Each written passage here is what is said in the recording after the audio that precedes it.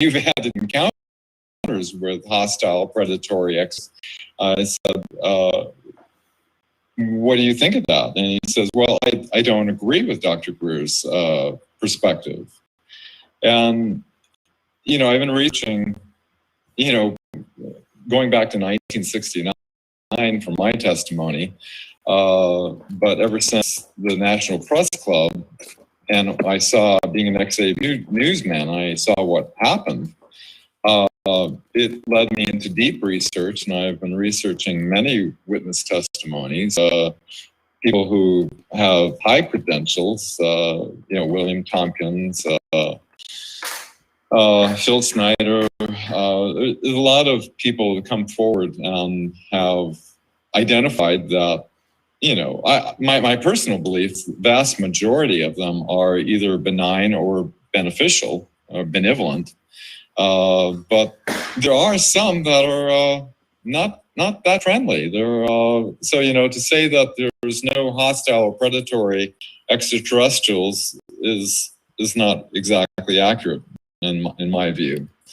The other thing was that, you know, ever since the Grenada Treaty in 1954, after Eisenhower met previously with Nordic extraterrestrials that wanted us to relinquish our nuclear weapons, and they warned us about the other race, that you can't trust them. You know, it's just kind of interesting in researching the documents like, you know, MJ-12 documents back in 1952, where the Vatican was working with MJ-12 and containment. The Vatican didn't want this information out. They wanted to have containment. And so that was 1952. So when 1954 came around, at that first contact meeting with Eisenhower, they had scientists, clergymen, metaphysicians. They had different people from different walks of life to see what the reaction would be to the contact with these beings. And Cardinal Francis McIntyre, who, you know, everybody was sworn to secrecy, he immediately flew to the Vatican and spilled the beans to the Pope. And, you know, I've been researching the connection with secret societies, you know, such as the Freemasons, Knights of Malta, and so on, and like that, with, you know, some people in high positions of intelligence, presidents, and have been. And Eisenhower was as kind of a, you know, that kind of serves the Vatican. And so it was revealed that in May of 1954, Eisenhower wanted to have public disclosure on radio and television. But it appears that there was a conflict that happened. And I think the Vatican intervened, and so we didn't have disclosure back in 1954. You know, and there's so much happened during the President Eisenhower's administration, where, you know, he wasn't brought in that in 1955 there was somewhat of a surrender agreement that was made with the Nazi SS and their alliance with this extraterrestrial race that, you know, Professor Herman Oberth said, you know, you had help from people from other worlds. You have to imagine, you know, a race that shares the ideologies of the Nazi SS, you know, being, you know, benevolent. I don't know, you know, you have this ideologies of eugenics and slave labor and, you know, master race, you know, severely racist. So, you know, there were certain elements that were left out. It was actually because of the loss of control during President Eisenhower's administration that actually led to the 2001 National Press Club event. Because every single president, CIA directors, and heads of intelligence, you know, going all the way back to Eisenhower, has been denied access. And it was because of the head of intelligence, Joint Chiefs of Staff, you know, Vice Admiral Thomas Wilson. He was denied access in his legal constitutional authority, and he told Dr. Greer, you know, you get your people together that are willing to testify under oath and go you have my permission to go before the mainstream media. This group is illegal, unquote. And so that's what basically launched the 2001 event that I was, one of 20 witnesses that each one of us stated were willing to testify under oath. But these testimonies, got completely sanitized by the mainstream media, and and it continues to today because the Nazi SS, set up with the Bilderberg meetings and the 6 corporations that control all of the mainstream media that moves toward their agenda, which is, toward a new world order. I do want to get into what your thoughts are. You guys, let me go ahead and just, sorry to cut you off, Kenny. Let me just open the show real quick so we can give a couple introductions and a little bit of news before you guys dive deeper. I know we started a little bit early for you guys who came on, and Dan has been digging in already. He's also shared an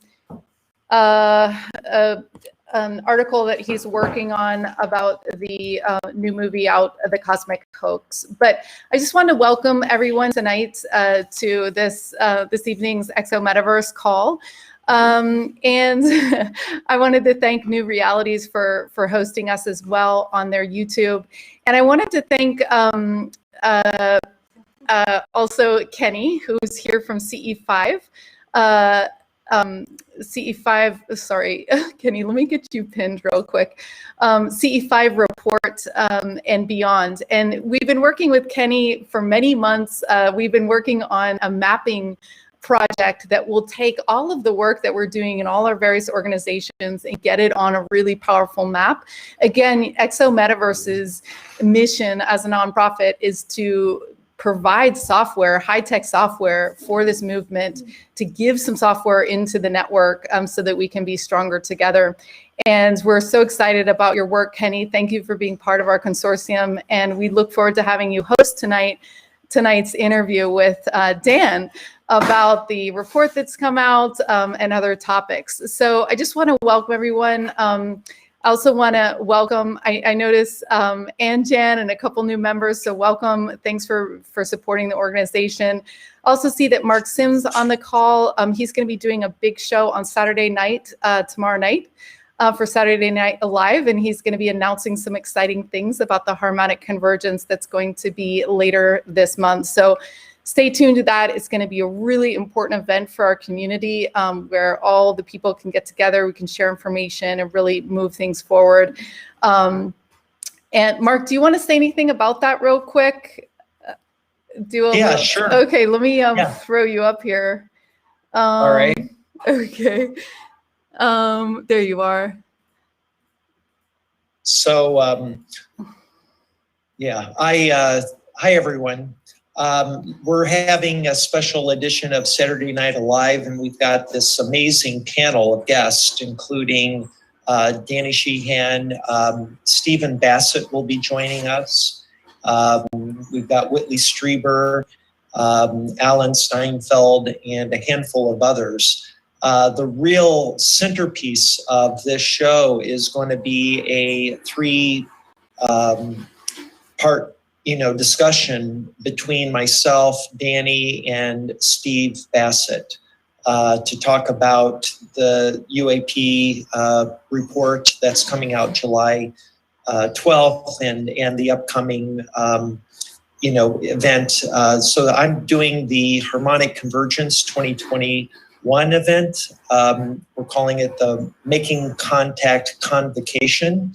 And we'll be announcing exactly the dates for that, which are set in stone now for August 18th to the 22nd. So we're doing a 5-day program on the observation deck, which we'll have a big announcement about that as well.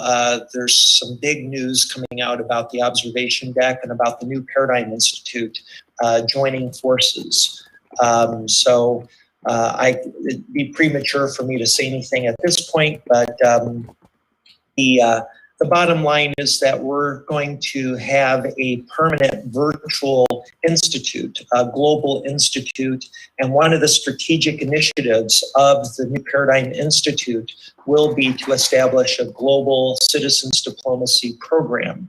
And this 5-day event, this convocation, will feature speakers and panelists and other thinkers that will have a discussion about how do we go about as a citizenry making a serious effort at establishing diplomatic relations with extraterrestrials. So we'll be having this discussion in public on an open forum on this virtual platform, and it's going to be exciting. We're going to have some very cool people. Great, thank you. Oh, You're great. muted. Yeah, great. Thank you so much. Thank you so much, Mark, for all that you're doing. Just amazing. And we look forward to your event tomorrow night and also your institution. It's going to be amazing. Okay, so I just wanted to remind anybody who's joining from Zoom or joining from YouTube that you can join us on Zoom by going to this bit.ly/exo hangout. And you can come on in. We're going to have breakout sessions for everyone to talk in. So if you want to come on in and you're watching live from YouTube, there's the link. So tonight's show, like I said, is going to be hosted by Kenny from CE5 Contact and Beyond. I also wanted to tell you one more piece of news before we get started. Thanks for your patience, Dan and Kenny. I know you have a lot of things to talk about tonight. ET Let's Talk is doing their monthly CE5 event tomorrow night. I've shared some links. They're doing, you can also report contact if you've had it. It's going to show up on the map. The links are in the chat there. So Dan has, as he explained, he was one of the expert military witnesses and in the National Press Club, and he's done a lot of research. He has a big website that has a lot of information as well. And I'm gonna share both the information for CE5 Citizen Report and for Dan's website as well in the chat. So welcome everyone tonight, and go ahead, Kenny, and kick it off with your questions. Thank you, Zenga. So yeah, Dan, this is really a follow-up interview for us. We got into a lot of this in our last discussion in terms of disclosure then and now. And I want to get a little bit into a little bit more detail in terms of your knowledge and your experience, but mainly like in addition to the UAP report that I want to go over, this lovely piece of parchment. I'd love to discuss citizen disclosure versus government disclosure, the ET and human relationship, and then if we have time, your take on free energy and what you've experienced there. So just continuing on with what we were already talking about in terms of the recent documentary on the cosmic hoax, and we had talked about Mark McCandlish and the current technology that he had testified to witnessing, actually drawn up, actually. But do you want to expand on that? Because the documentary, I enjoyed it and I liked it, but they did fall short of mentioning, Mark McCandlish and his recent death. Yeah, I made friends with Mark before we went to the National Press Club. We were sitting at the bar and he knew I had a good technical background, went over all the operations of the alien reproduction vehicle.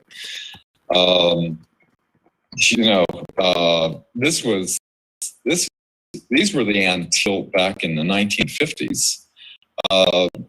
We have, it was just kind of interesting that,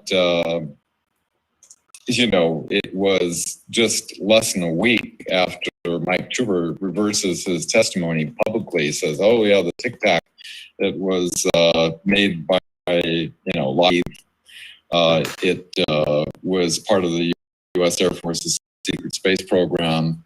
That testimony, along with Mark McCandish's, would have completely destroyed. There was like 3 elements that the movie brought out. One was, we do not know what these UFOs are. Well, we do know what these UFOs are, such as he passed away, Clifford Stone already categorized 57 different species by 1989.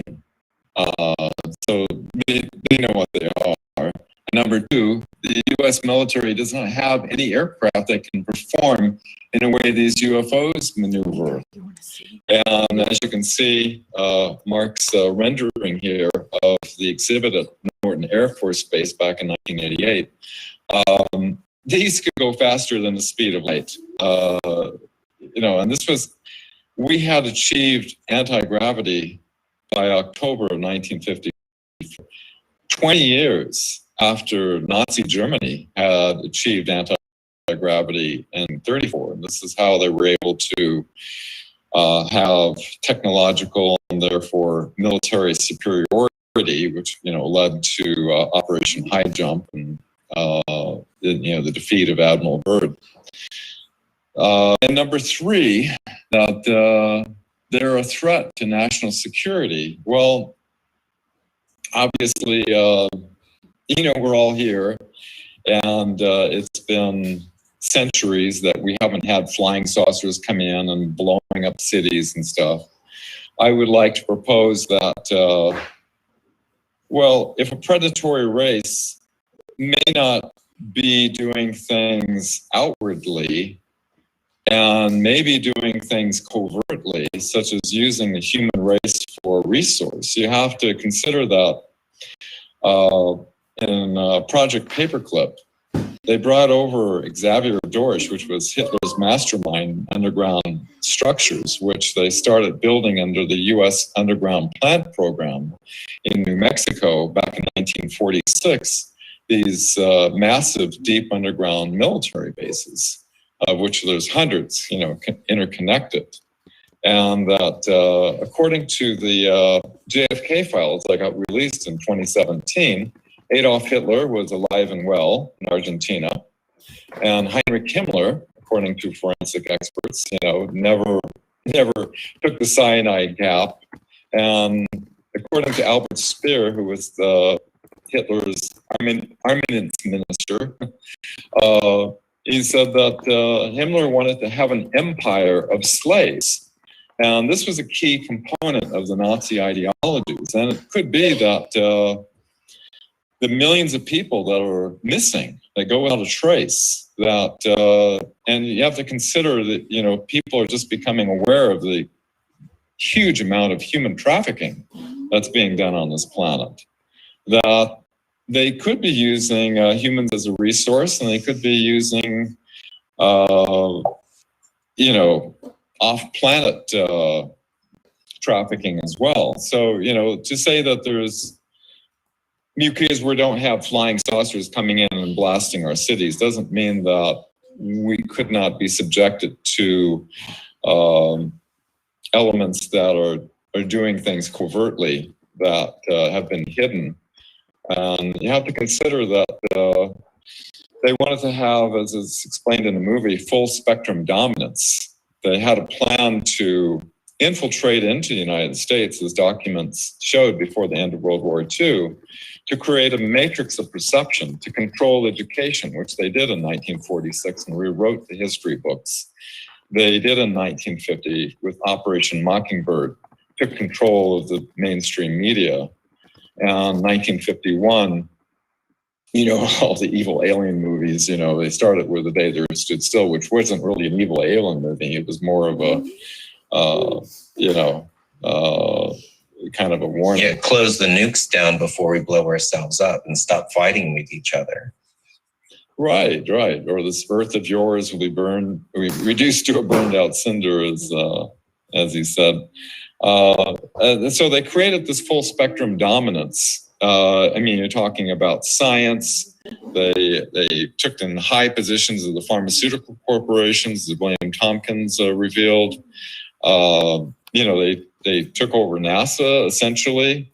My fellow witness, Donna Hare, said that the astronauts are sworn to secrecy what happened when we went to the moon in 1969, and that they're purposely airbrushing out the UFOs before they release them to the public. You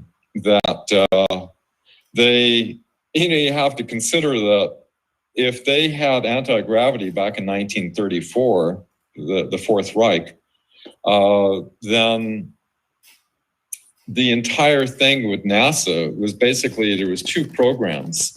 One was the outward program that made us believe that we needed rockets in order to overcome the gravitational pull of the Earth, which they've already figured out the torsion physics of anti-gravity. And behind the scenes, all this money was going into the secret space programs. And the Nazi SS that had their operations in Antarctica were using slave labor in violation of the Antarctic Treaty. There's all these elements. Did that answer your question? I'm sorry. Yes, sir, it does. So, which would you have it on, citizen disclosure or government disclosure? Let me just take that and throw that question out for everybody that's joining us. And you can answer in chat, of course, but I just want to give me a raise of hands if anybody is in vote for citizen disclosure versus citizen disclosure. Gotta raise my hand.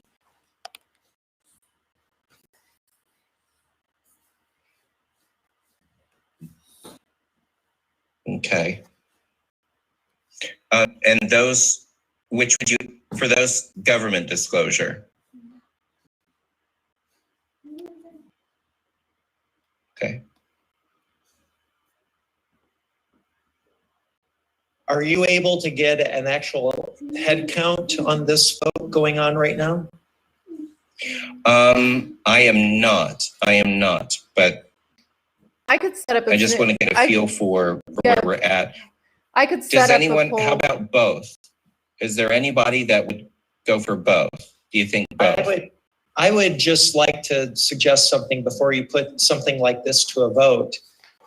There needs to be a discussion. I think maybe a pro-con discussion on whether it be government versus citizen. I have strong feelings about my own position on this. I'm not saying I'm right. I'm just saying I have strong feelings that before a vote would be put to a group like this, I like an opportunity to share my own opinions, and I'd like to hear from somebody on the other side of the debate. Agreed. Okay. And what are your feedback? Well, we had disclosure back in 20 years ago, but we have an infiltrated, controlled mainstream media. After we were on all the networks on CNN, CBS wanted to do a one-on-one interview, and I said, I saw what CNN did with it. I said, I'm not willing to do this unless I could say we have these scientists that are willing to go before an open congressional hearing and put it on the table, show we have 0-point energy. We haven't needed the need for nuclear, oil, and coal for like 70 years. Promise up and down, and apparently she was new at this, and so I'm sorry the executives made me cut that part out. Now, when you understand the structure of control, it's somewhat of a pyramid. You have people at the very, very top that are giving the talking points, giving the trickles down into the network executives that control the media outlets, and the people who, Project Veritas has been doing an incredible job, pointing out CBS, CNN, ABC, NPR, all, and showing how the newspaper reporters are being censored on not revealing certain things, and they have to fit a certain narrative, such as this one with CBS, I believe. She met with his doctors, and the doctors were having incredible success with hydroxychloroquine, and the program manager says, we can't have that. That doesn't, it basically doesn't fit the narrative. And so when you consider you have this pyramidal structure that's controlling the disclosure, trying to disclose at the lower levels basically gets nipped off at the bottom, you could say, unless there's decapitation at the higher levels. It's my hope that from what research I've done with witnesses and secret space program, and that have indicated that when Eisenhower lost control, he set up a secret U.S. Marine Corps intelligence unit that would act as a safeguard in the future if our constitutional republic was ever threatened in the future. I think certain things that happened, such as 9/11 and so forth, activated these operations behind the scenes. And the fact that back some time ago, Admiral Mike Rogers, they took the white hats, I guess you could say, took control of the NSA. And so if you have the NSA, you have control of massive surveillance capability that would have the goods on all these people who are the players of this dark cabal, you could say. And that you have to consider there's how many now? I think it's 300,000 sealed indictments, all this, in the background. And, they had planned on, the Bilderberg meetings had planned on having Hillary as president, but, they didn't expect her to lose. I don't know. But, plans changed, and now they've got their assets back in control. And so now they're trying to make up for lost time, because their agenda is to basically destroy the constitutional republic of the United States, as everybody might be noticing, in the news and things. And so, this may be a period that we're going through where the public needs to see this with their own eyes, in order to understand that there is an agenda here that is against the American people. And that, so when, say, tribunals happen in the future, everybody will be on the same page. I'm hoping that is the case, because, us little people, we can use the power of our creative minds and visualize. I'm a big believer in the collective morphogenic field that we're all connected to, and seeing a positive outcome and doing what we're doing here, and each of us in our own way, contributing to the awareness, which is expanding. None of us are disconnected, we're all interconnected. And so each of us is contributing to this global awakening, so to speak.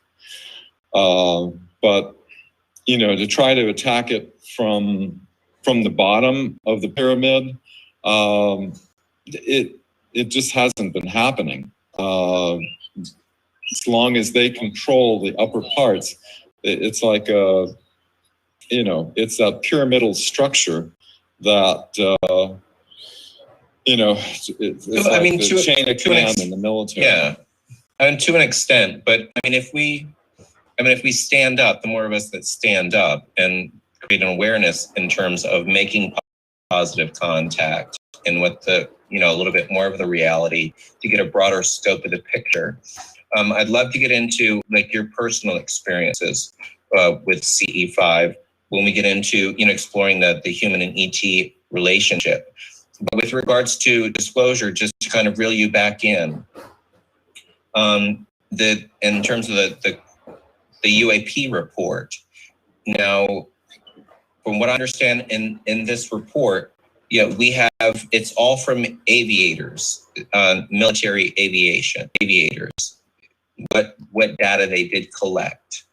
And I get that the current narrative is kind of framed around giving the public a new target.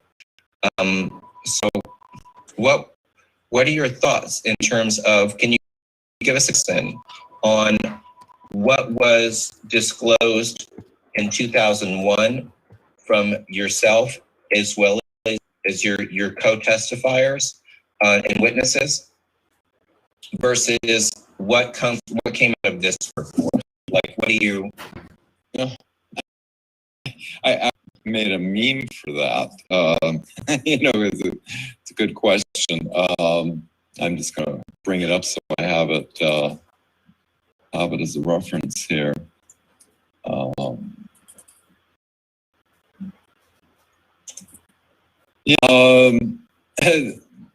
I call the meme UFO UAP public disclosure now and then on June 25th.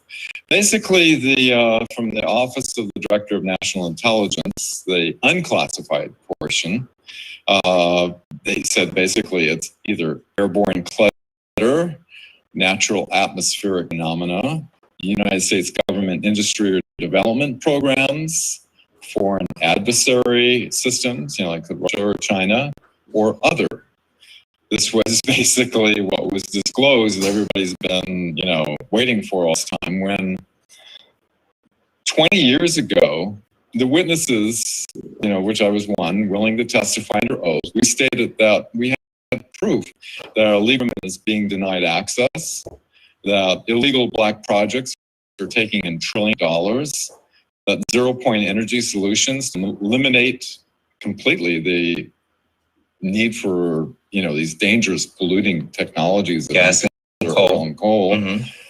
Anti-gravity craft were fully developed back in the 1950s, that a base exists on the far side of the moon.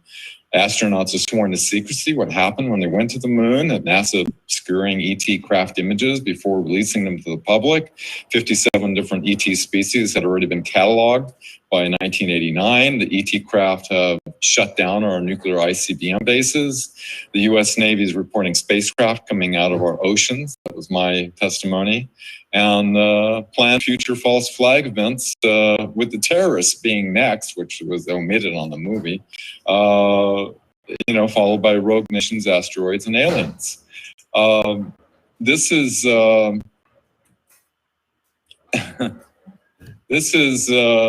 what was disclosed like 20 years ago. But what the media did, like say CNN, for example, they set out with, oh, is there life on other planets? Some people think they have proof there is. Elaine Tihanna explains, and it goes on saying, we want to have a congressional hearing, basically, simply on the reality of UFOs, completely omitting these explosive testimonies that essentially reveal that there is an infiltration of illegal operations operating within our government that have withheld from humanity these earth-saving solutions.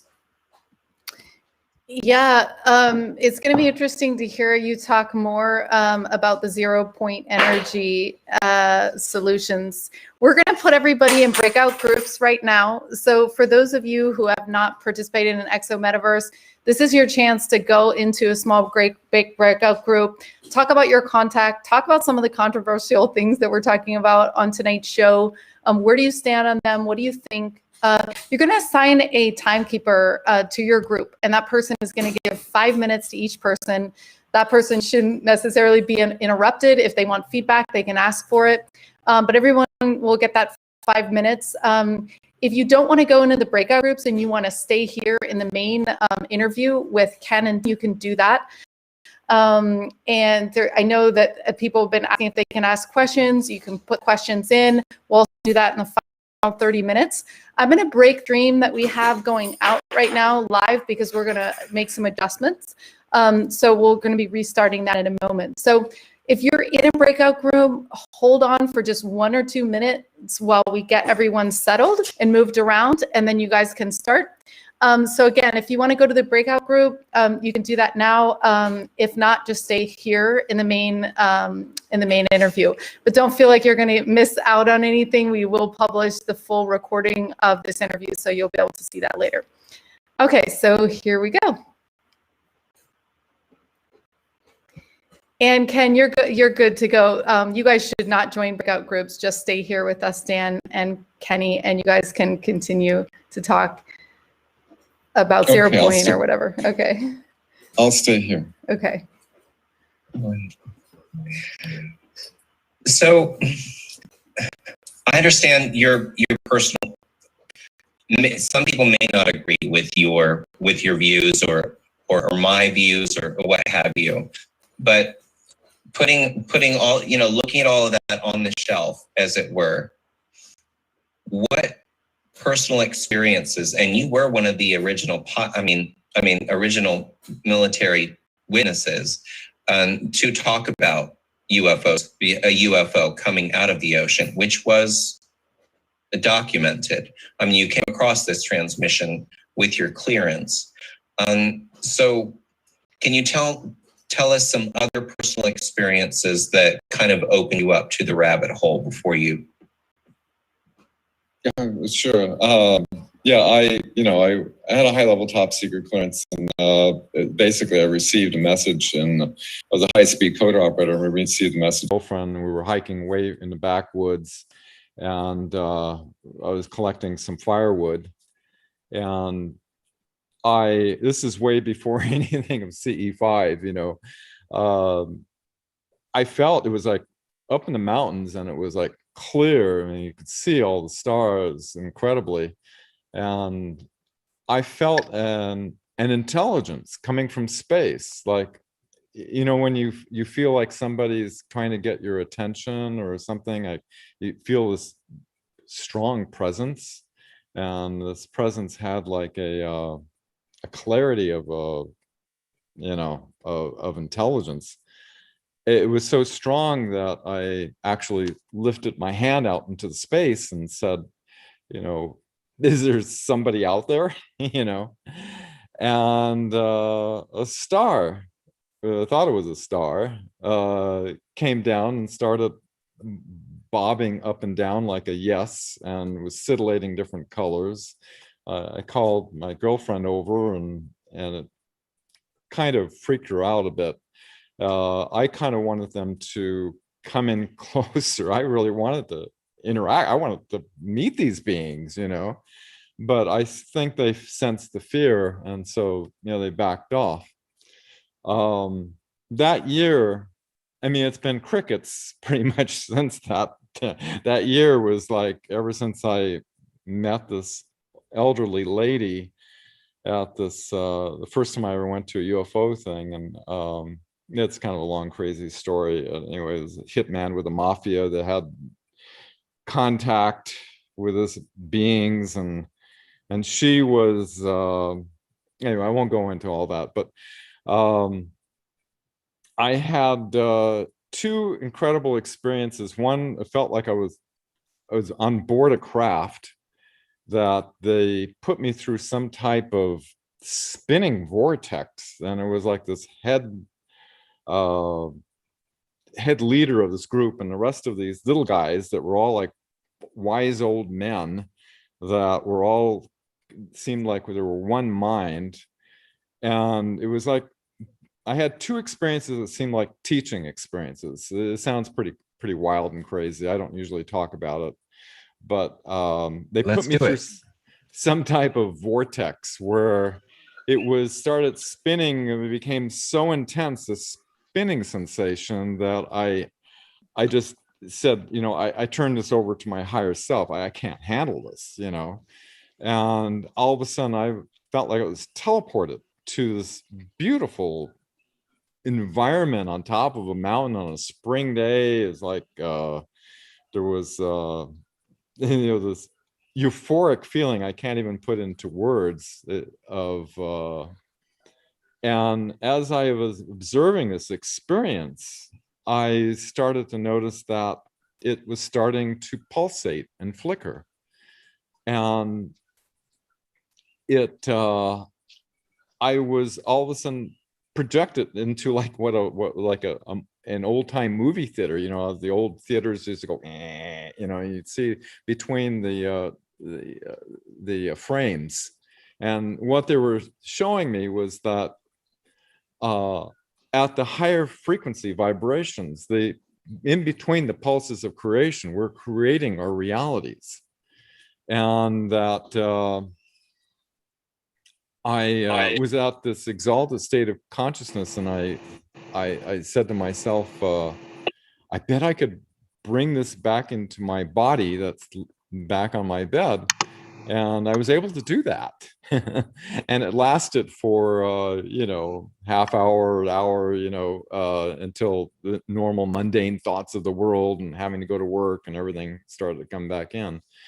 And another experience I had that was kind of a teaching experience that led me to the work of Dr. Marcel Vogel, who was IBM's top scientist that was working with the consciousness interface between crystals and water, was a being that looked kind of like an Eben with a large head and eyes. I was supposed to be a hypnotic regression. I had this Kundalini experience of millions of volts going through my hands and feet, and this being was conveying projected in space a sphere. And as I observed, different geometries formed within the spheres, one into the other. And what it was showing was the interconnection of geometry and consciousness. And it left this burning desire in me to try to understand everything I could about the subject. I didn't even know anything about geometry. I didn't even know what platonic solids were at the time. And so, you know, that eventually led me to the work with Marcel Vogel. And these are detailed out in the lab notes at marcelvogel.org, if anybody wants to check them out. But these are these experiences I don't normally talk about that I had back in 1977 that, you know, got my interest. Do you, have you ever had a negative experience, Never. firsthand experience yourself?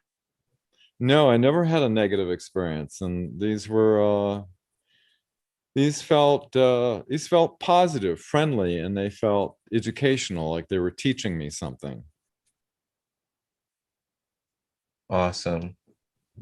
No, I think that's great. No reptilians trying to eat me or anything like that. Always good to know. Now, with regards to the relationship, I mean, do you practice CE5 currently? On my own, yes. You know, once in a while. I've been mostly focused on earthly matters. You know, I live off the grid in the mountains of Oregon with my wife, Rebecca, and you know, we're pretty much self-sufficient. I just been focusing on this greenhouse and growing plants and food lately as my sort of a therapy, you know, I guess. I understand. Okay. All right. So I don't want to take it. Where do you see this going in the future? Where do you see this? Because I want to be clear. My personal view is I think it should. I support the ground up version, and I know people may have strong opinions about this, but and maybe it's the best way for disclosure to come out for everyone to know is from the citizens. And then, of course, I mean, the government, if anything, they have input.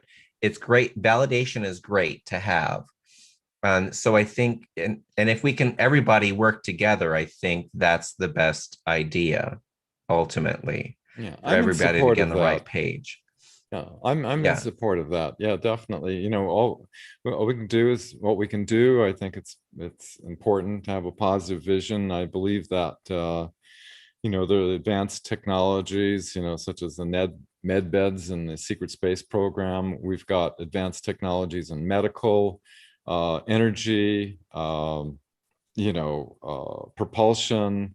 I spent 10 years after the Bush administration denied the congressional hearing.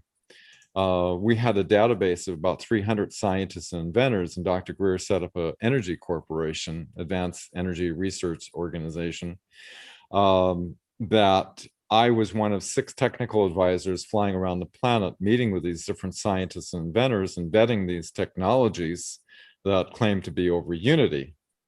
And, just after, people were suicided, murdered, and many received national security orders, which basically state that your invention's been deemed to be a national security threat, that you can't reveal it to the world.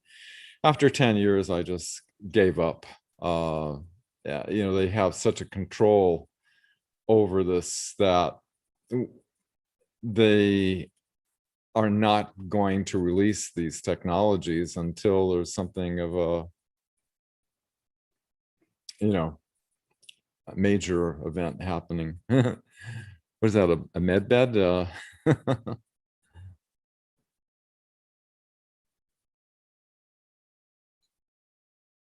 I ran across that today, oddly enough. A short video with a med bed in it. Go figure. I don't know if it's thank you for that. secret space program med bed that can reverse age you back to your 20s, but yeah, there's a lot of things coming out. Hopefully, I believe there's a lot of good people and high level positions that could bring about an amazing change. Brings me to my final topic, free energy. Tell us where what you've got your hands, where you got your hands in previously, and what you've experienced. There was so many. You can imagine 10 years. I worked a lot with the Bedini brothers, who both mysteriously died on the same day. You've got this Dutch inventor that we set up. Dr. Greer rented for Rebecca and myself an apartment down the street from Thomas Jefferson's place. We set up a temporary lab, and I was meeting with these different scientists, because of my technical background. And he proved to me, he had this one Dutch scientist, he had wrote multiple volumes of advanced calculus on dynamics of electron flow, and he had a little box producing about 140 watts of power. He was found slumped over dead in the airport parking lot. He was going to Europe to patent it. I went down with Professor Loiter down to the Dominican Republic, where this Mohawk Indian inventor had produced a device with less than 1 watt going into it and over 500 watts powering, a 300 watt light bulb, 100 watt light bulb, boom blaster, playing Caribbean music, oscillating fan, all these things for at least an hour and a half. As I was going to fly back down and blueprint this thing, basically make a schematic of it and send it out 5 different postal methods in case we get whacked on the way back, somebody'd be able to reproduce it. Inventor said, 2 CIA agents showed up at his door before we got there and said, "This works, you're dead." So he completely disassembled the entire thing. There's so many horror stories. It's like a bad memory, of all these situations. Basically, they make sure that nothing comes out that challenges the status quo. This other brilliant inventor, he had this little device producing about 160 watts of power, really inexpensive. He made like 60,000 of them. Then this cars were blown up. He was thrown in jail, got a national security order. I'm still in contact with him, and he's got another energy device that they haven't given him a national security order on. But it's just you're just barking up a tree that it will take you out on a limb that's going to break. Okay. We're going to have to do it eventually, though. I mean, we're going to have to get off of. Think of what the Navy patents have been releasing, you know, about fusion reactors that can produce like a terawatt of power, anti-gravity. You know, they've been releasing it in the patent office. You know, they have force fields, warp drives, things that you hear about in Star Trek. And these aren't theoretical. These are operational technologies. And so in kind of they're kind of like seeding it out there into the awareness, you know, through the patent office. Okay. And I want to go over something with you. Lastly, now this was leaked to Richard Dolan. Oh, right. Yeah, the 8 different, yeah, I've seen that. What, yeah, so energy pulse propulsion system projects, ion propulsion systems, anti-gravity propulsion systems. I'll let everyone continue that on their own. But I just wanted to point this out that this was leaked to Richard Dolan. And this is a list of the existing projects that DARPA has going on.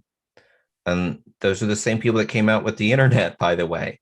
But these are all of our existing projects that are going on. And I have to say, you know, by record and being a military, you know, a brat myself, a military brat, 20 years, it seems to be 20 years more or less. Whereas they're ahead of us and then 20 years pass and then they start releasing this stuff. Now, I don't know if that's going to happen in this case, but correct me if I'm wrong, Dan. Like, what are your thoughts? You think any of this technology is going to come out either in small form, if we haven't already seen it, or in large form? Because I think, you know, we're getting close to that ledge where we're pushing our planet to extinction if things continue like they are. I don't mean I'm not being dramatic by saying that. I don't think anyone would contest that, but what are your thoughts? Well, the glaring lie in that is that, you know, they're saying that these are developmental technologies, that they haven't tested it outside of Area 51. You know, when we did the National Press Club back in 2001, and inspired the hacker in the UK, Gary McKinnon, who, you know, the Bush administration wanted to put him away for 70 years in prison because he discovered the US Navy's secret space program, Solar Warden, where, you know, they have huge kilometers long battle cruisers out there that were developed and launched back in the 1980s. You know, so, you know, this is,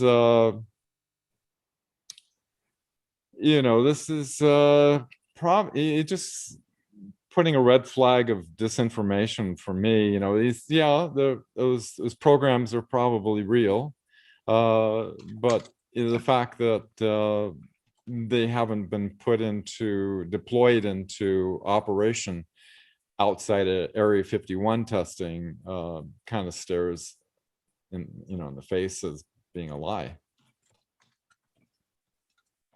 Gary McKinnon was his name. Wasn't that the UK Yes. gentleman? Yes. Right. Yeah, they went after him hardcore. The Solar Warden program, the non-terrestrial officers, he found interestingly enough, you know, the USSS with the 3 S's, Hillenkotter and the LeMay, both of which were MJ-12 members. Hillenkotter was the MJ-1, you know, of the first MJ-12 group, and LeMay was also brought into MJ-12. So that would make sense. And lists of non-terrestrial officers and fleet-to-fleet transfers. And this completely backs up, you know, the testimonies of William Tompkins, who there was Freedom of Information Act requests on backing his testimony. He worked where my father worked in the 1940s at the Naval Air Station in San Diego, where the 29 Navy spies were giving reports of what the Nazi SS secret space program were doing with the reptilian extraterrestrials. Some of it was even hieroglyphics that they were trying to decipher and trying to catch up. And they were distributing this out to different, corporations and things in order to try to understand this technology. The Navy spies could hardly believe what was going on in the reports that they were giving, that they were basically getting the Nazi S to help them work in building these fleets with their slaves and go out and planet galaxy conquests, outside the galaxy as well as on Earth here. So, it's you start digging into this, and high level admirals and captains in the Navy, fully supported his testimony. And I did see, I have, looked at and seen the list that he had drawn out in terms of non-terrestrial officers. I've ran into people where they said their son was a non-terrestrial officer, didn't take it beyond that. But it's curious, I want to just include here that Gary McKinnon, he found, because he listened to Donna O'Hare's testimony, that's what got him on this trail to search the NASA. NASA's coming out, and in the news getting on board with everything. But let's not forget, they've been supposedly airbrushing these items out of pictures, satellite pictures, what have you. That's right. We also have the testimony from Wolf, don't remember, Carl Wolf, about structures on the moon. So you're not too far off the base with people being on either the back half of the moon, dark side of the moon, what have you. But we have had people give that testimony. It kind of puts this to shame. So I'm not buying it. We have a lot of work to do. They have a lot of work to do. And it was a disappointment to me that they went only as far back as 2014. I mean, well, a lot of the public, this is kind of like, stuff they throw out there. And then people just don't have the time to deeply research all the documents that have been authenticated, all the witness testimonies. And, I went all the way back to the year 1900, and I know it goes further than that. But in the 20th and 21st century, there's a lot of revealing information that shows what the true story is that's been hidden. Thanks so much, you guys, for this interesting interview. So much research and things. This is our chance to open up the floor to the EXO Metaverse members to share contact stories. So if you haven't shared a contact story that you've had and you want to, this is your chance to do that, and you can raise your hand. If there's nobody sharing contact stories, we'll take questions for Kenny or Dan. So we can do that. I know that John Ramirez had a question, but let's see first. You guys can raise your hand using the reactions on the Zoom. It's like the little smiley face with the plus.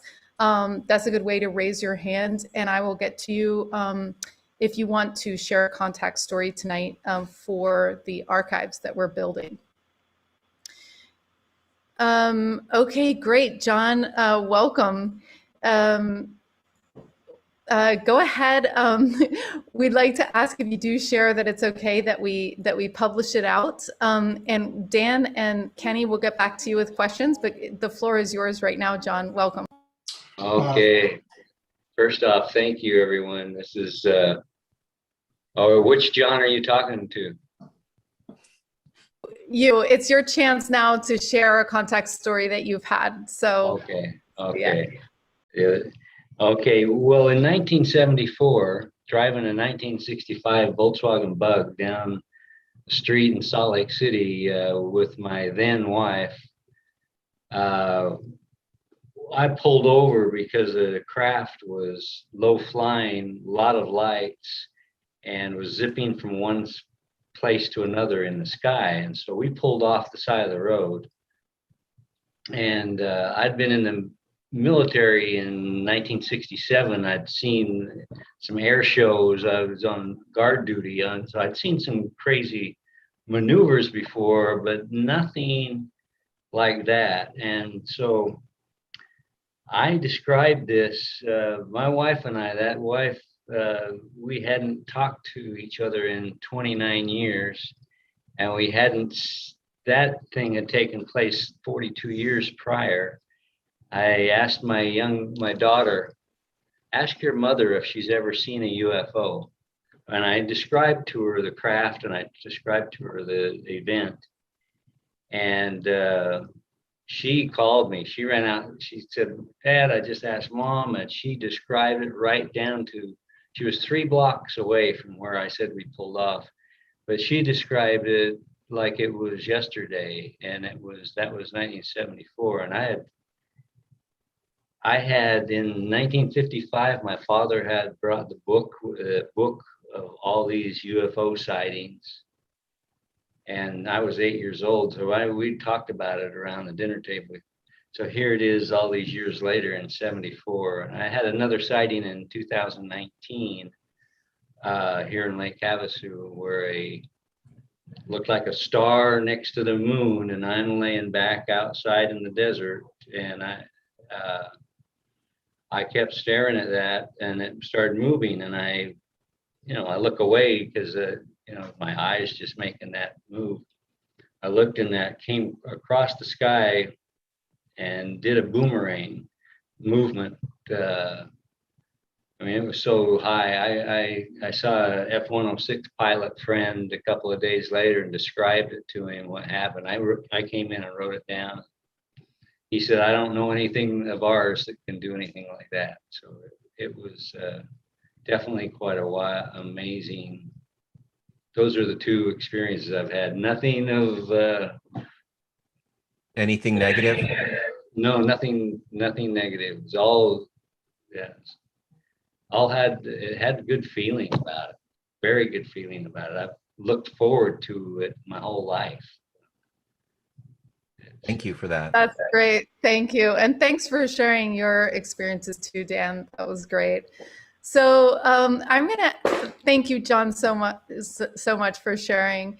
I'm going to bring John Ramirez on for a question here. And again, if you do have a contact story, go ahead and raise your hand and we'll do that. Oh, I see Greg. Welcome, Greg, one of our programmers that's using his big brain to help the movement.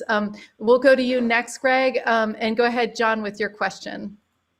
Thank you, Zenka. Dan, I was intrigued at your background. I think you were a CT, I think that what they called it, a communications technician back in the day, or a cryptologic technician. Is that true, Dan? Oh, you mean my military? Your Navy rate was CT? Oh, no. I was a radioman. A radioman. Okay, I understand. I was, full disclosure, I was an electronic warfare technician, EW. And after I finished my naval service in 79, after college for 4 years, 84, I went into CIA, eventually became chief of ELINT, electronic intelligence there.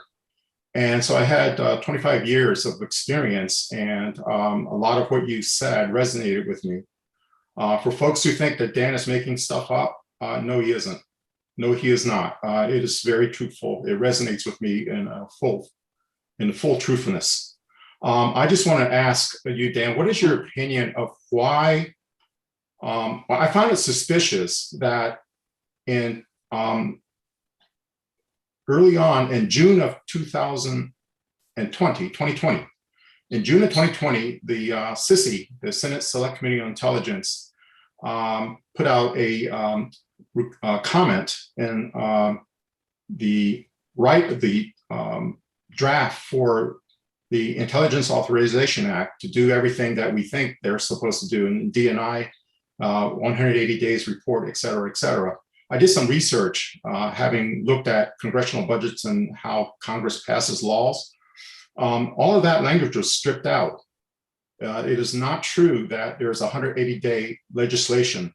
If you look in Division W, which runs the intelligence community in the Consolidated Appropriations Act of 2021, signed by President Trump then, there is none of that language in there. What happened, I think, was that the Pentagon got wind of that Senate wanted to do this, and they got the Navy to circumvent what would be a congressionally legislated mandate of a report from the DNI, and instead assigned it to the Navy, which is not to get too politically wonky, but it's a Title 10 intelligence agency, CIA's Title 50. And so they basically said, okay, the military would take over. And so with the military taking over, they restricted, I think, a lot of data from 2004 to present. They completely threw out everything before 2004. Basically, it's just whatever the Navy intercepted or collected, tic tac, gimbal, go fast.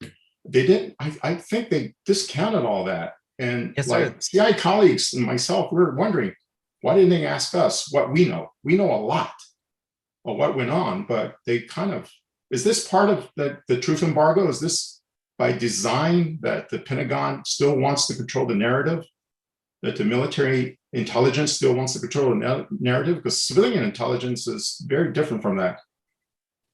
What is your opinion on that? Why did they just narrowly restricted all that information? I mean, Thank you for all I wanted was one report, Dan. Only one report. 1947, July 1947. All you got to do is just do one report, and I'll be happy. You can throw all the other ones away. Yes. Do the first one, and I'll be happy. That's the disclosure. Instead, they're going, off to like, oh, okay, triangular craft. I don't know why they did that. Any insight you have, I would appreciate. Well, thank you both. Thanks, Greg, for that. And I totally agree.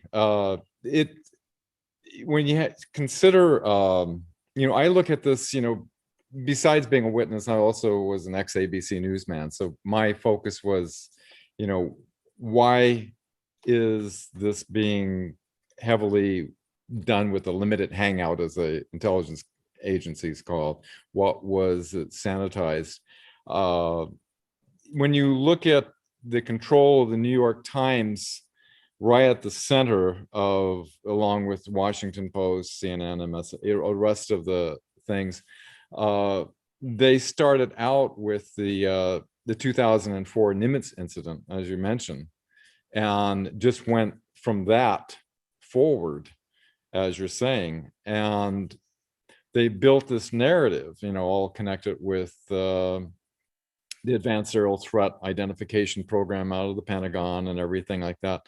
And with the alien threat narrative, this is just one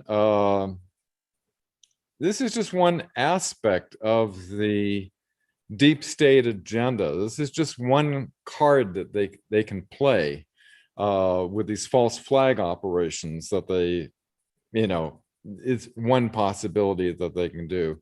When you consider that,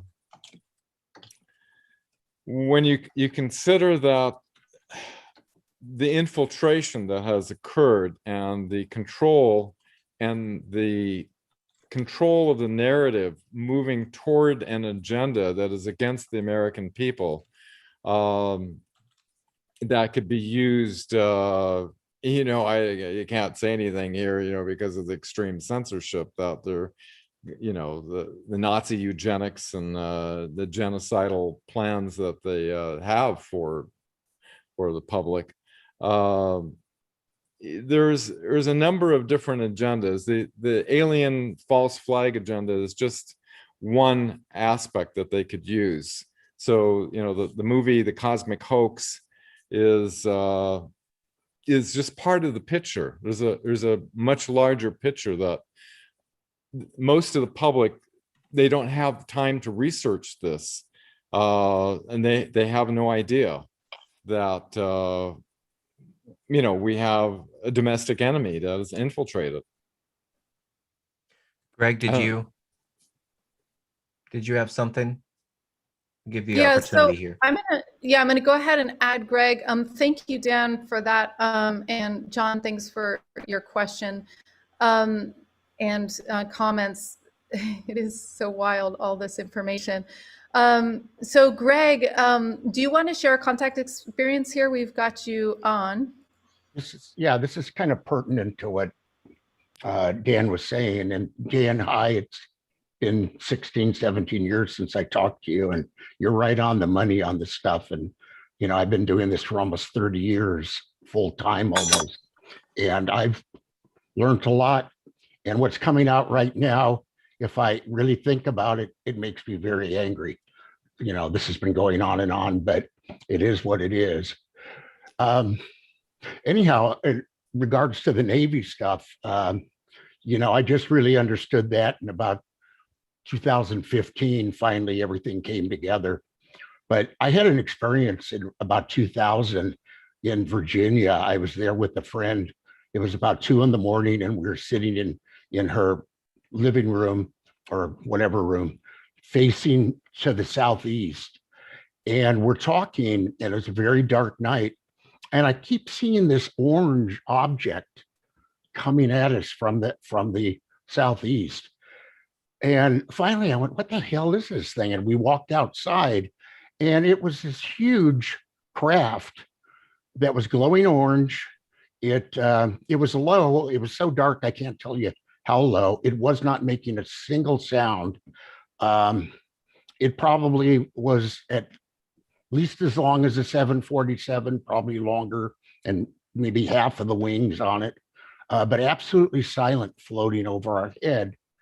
And once it got over our head, all of a sudden there was a real loud metal clang, steel on steel. And it sounded like a submarine was diving. I've heard them opening up all the valves and whatever. Well, then it went to warp right over our head. I've never seen anything like it before. My friend Denise really wasn't into all this stuff. We both freaked out, ran through the house in seconds. I looked to the other side, there's nothing there, of course. So I went to a map and I started looking, and it was a straight line to Norfolk, the Naval Air Station Naval Base. I never thought it was an ET craft. I didn't know what it was until it all made sense with all the stuff coming out about the secret space program. So anyhow, yeah, there's been a whole lot of things over the last 30 years that I've personally seen, because I don't really believe a lot of things unless I have a personal experience. That's just me kind of, and all the things that I know have been pieces fitting together over 30 years, and things I've seen or been shown or whatever. But yeah, it's great to hear from you. I'm glad Kenny got you on here, and so that's it. It concretes it in when you have a personal experience. After I worked for like 13 years, Naval Electronic Engineering Center, I went up to see this Hopi Indian friend of my brother's, 107-year-old, and I pulled over the side of the road after driving for hours, and he yanked me out onto the road, and he said, look. And it was about 50 feet in diameter, about 100 feet over our head. He must have seen it when we were way up on top of this mountain overlooking the Arizona desert, and it was glowing white with a greenish hue to it, and went right over her head and then shot straight out and did a right angle turn. And that definitely makes a mark. A permanent mark. Yeah. One thing I noticed was kind of interesting. I mean, I wasn't high on anything or anything, but when I looked up at that, after it went over, the sky turned into geometric patterns. And I learned later reading some science article that the brain, the human brain, when it's exposed to an intense magnetic field, will see geometric patterns. So that was kind of interesting. I've experienced that too, and I thought it was something like that. Yeah, I've been very fortunate to have had so many physical experiences and not physical. Yeah, that's great. It's very complex. There's a lot of things. Yeah, I think more and more we're going to be able to create those experiences for people using citizen science, whether it's helping people generate those electromagnetic fields or just like you said, Greg, it's like us putting all these puzzle pieces together and also solving, stepping forward and solving this disclosure issue and ourselves, right? Through Mark's initiative, through Kenny's initiative, through Dan's initiative, like we get to choose how we do this going forward because we have bodies and we're alive. So it's really exciting to have people come together and make choices on how we want to do this. Let me invite Mark forward to add your contact experience. Thank you. I don't have a contact experience. I had a technical question, so I'll wait until if somebody has a contact experience. I think you're good. Go ahead and ask a question to Dan and Kenny. Okay, so I have a question for Dan, Kenny, and also for Mark Sims. If there is this anti-gravity technology, then why are we using rockets to overcome the pull of gravity to get our ships into space? Why aren't we just using the anti-gravity technology? What's stopping us from doing that? Yeah, it's kind of the elephant in the room, isn't it? Especially Elon Musk, and all these SpaceX and Virgin and all these people using rockets, we have to think about what Donna Hare, who testified, she said she worked at NASA for 20 years. She says, I don't know how they do it. There are some people that know, and the secret programs that are going on, and other people that don't have a clue. So you have these two different elements going on within NASA. And if we had anti-gravity back in 1954, then it's just nothing but a very expensive, elaborate props in order to keep the public thinking that we need jet propulsion in order to overcome gravity. And it's a crime, it's a shame. And I'm looking forward to the Nuremberg Tribunals 2.0 to bring all these people who have been keeping humanity technologically hijacked on this planet. It's a good way of putting it. Mark, what's your take? My take is obviously that the technology is being hidden from the public and used within these secret programs by those that have been given special access and for special purposes. And I can imagine all sorts of reasons why that would be done. That would fit the model that Dan has spoken to, that, with Project Paperclip, there was a, kind of infiltration of our military industrial complex by these elite engineers that were indoctrinated by Nazi ideology.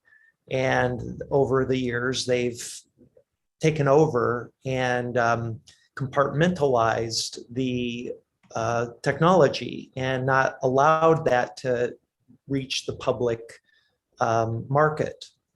And so that makes sense to me, for whatever reason, whether it's that or there may be other reasons. Maybe the military has made a decision that it's just too risky for this technology to be put in the public domain and commercialized because it could be weaponized easily by our adversaries. And so we just don't it's too big of a risk. So we'll just stick with the fossil fuels and traditional energy generation technologies.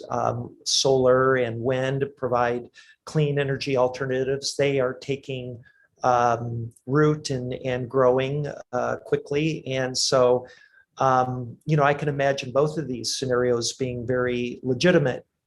So that's my take on it. Thank you. Desert Rose, Zinke, you said she's up next, or they are, excuse me. Yes, that's right. And she may be the last one for tonight. And then Dan and Kenny will give you a bit of time to close everything up. Thanks, Mark, and both of the Marks for the questions and the responses. Appreciate it. Thank you. Not nearly quite so dramatic, but I'm 77 and at the age of 10, so this would have been in the 1950s, I watched 3 saucers like this, heading straight towards Cincinnati, Ohio, and I was about 25 miles out in the boonies. So that started my interest. And Mark, I wanted to say that during the 2020 here in Tucson, we had sightings. There were 3 or 4 of us actually sitting and watching and had some sightings, some very erratically moving bright objects in the sky. So I'm very much looking forward to the 2021 gathering, however we gather. And that's all I wanted to say, but I just wanted to say this has been a long time interest, and thank you very much. Awesome. Thank you. Thanks Thank you. so much. Yeah, so Kenny and Dan, we give you guys the last word. Maybe you guys can give us some encouraging insights in how you see that we as a consortium, a motley crew of different organizations, can come together in our lifetime and create the results that we want and we know are possible for the world, whether it's with the technology, whether it's with disclosure, whether it's downloading, new ideas and technology in our minds. What are your thoughts and suggestions for the road ahead? Yeah. Kenny, you want to go first, or? Sure. I learned from, and God bless him, I learned from Costa, energy follows thought. So the outcome that you want, give that your energy, give that your encouragement. That's, the best thing I can say. And that you have the power, really. You have the power, have faith in yourself. That was my own lesson taught to me from my own personal experiences and encounters. Just have faith in yourself and rethink human, maybe. And that's all I have. I totally agree. We can't overstate that. We have incredible powers within us to, look what we're doing. We've got this group together here and we're all talking about this, and you might have noticed that people who you'd least expect be talking about this are talking about this kind of stuff. And so there is definitely this global awakening, and I totally agree on, seeing it, seeing this world transform. The first, in order to transform, the only way they can move forward with their agendas is through secrecy. Secrecy is their power. Disclosure is our power, and the power of exposing the truth and the light, because the truth has a way of resonating where a lie doesn't do that. And we all have this ability to sense our intuition of what the truth is. And so we've got all this going for us. And I believe there's a lot of good people that, I agree with you, Kenny. We just gotta, work together. Research, and I just like to share. It's not a professional page or anything. It's just my online notes that I started ever since I participated in this at thewebmatrix.net. I never have done anything commercially with any of this. Never made a penny at any of this ever. I just want to expose the deception. I think it's the greatest injustice that the human race has been lied to and deceived, where we have this incredible potential to transform this earth into, a potentially beautiful paradise where we have technology. We don't have to worry about overpopulation. We can inhabit remote places. We can, the transportation technology, you can be from LA to New York in just 5 minutes or so. You can reverse age people. You can cure any disease. We could have centers set up all around the planet. There's other planets and civilizations that live hundreds, even thousands of years, that they've figured that out. We don't have to deteriorate so rapidly. We could we can contribute more, but by the time I'm in my 70s, and by the time you start figuring this stuff out, hey, you're almost ready to check out, right? So and the new generations, they have no idea, because they've been using generational indoctrination. They have no idea of the infiltration that has occurred. So I'm seeing that it's escalating more. The dark and the light elements are escalating more and becoming more apparent. And so there is a great potential, not only of dark elements happening, but a great potential for transformation in a positive way at the same time. So personally, I'm optimistic, and that's just me. Even though there's a lot of,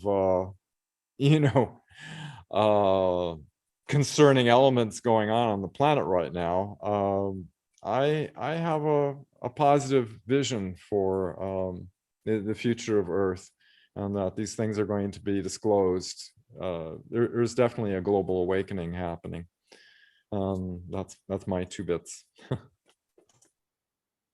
That's so great. Thank you for that. Great. I Well, just want to, if I may, Zinka, just wanted to give a shout out to Sela Hatch, who came out and published the CE5 handbook with Mark Kaprowski. They are having an event, Fire to the Grid, July 19th. So just speaking of a global and people working together for a better future, this again is July 19th, Fire the Grid.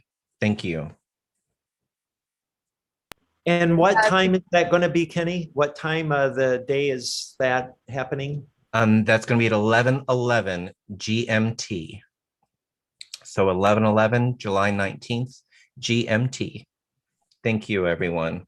And Mark, thank you, sir. Zinka, yeah. God bless you. Greg, honor working with you always. And yes, sir. Dan, it's a pleasure, my man. A pleasure, brother. Hey, Dan, I just would like to invite you to the Harmonic Convergence event. I think you would be an excellent panelist, and you would add a lot of value. So if you're interested, let me know. Go to thewebmatrix.net. At the top is my email address. Please let me know. I'd be interested. All right. Thanks. Have a great night, everyone. Yeah, thanks, everyone. Appreciate it. See you guys soon. Thanks again, Dan, for sharing your research. And thanks, Kenny, for doing the interview. Yes, ma'am. Thank you. All right, you guys.